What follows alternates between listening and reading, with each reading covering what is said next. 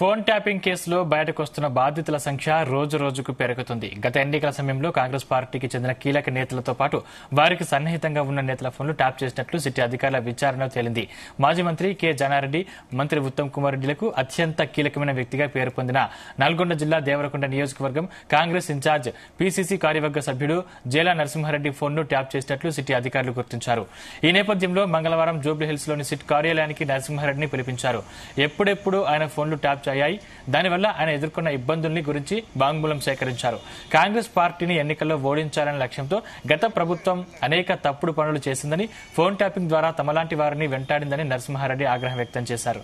ఎన్ని కుట్రలు పన్నినా ప్రజలంతా కాంగ్రెస్ పార్టీకే పట్టం కట్టారని పేర్కొన్నారు.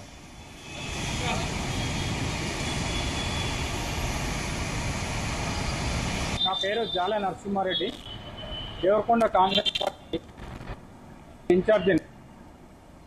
యాక్చువల్గా వారం రోజుల కింద నాకు సిట్ నోటీస్ పంపించింది, మీ ఫోన్ ట్యాపింగ్ అయింది, మీరు సిట్ ఆఫీస్కి రావాలని, జూబ్లీహిల్స్లో ఉన్నటువంటి సిట్ ఆఫీస్కి రావాలని కోరినారు. దాని ప్రకారం నేను ఈరోజు సిట్ ఆఫీస్కి రావడం జరిగింది. వాళ్ళ ముందలో నా యొక్క నెంబర్ని ఆ రోజు జరిగినటువంటి సందర్భంలో ఎలక్షన్ కంటే బిఫోర్ ఏదైతే 2023 ఎలక్షన్లో నవంబర్లో నా ఫోన్ ట్యాప్ అయ్యడం జరిగింది. దానికి సంబంధించిన డీటెయిల్స్ అన్ని కూడా వాళ్ళు నా ముందు వచ్చినారు. అంటే మేము కూడా గతంలో మా ఫోన్ ట్యాప్ అయిందనే ఆలోచన ఉండే, కానీ ఈ విధంగా ట్యాప్ అయింది టైంతో సహా నాకు వాళ్ళు చూపించడం జరిగింది. అయితే నేను పూర్తిగా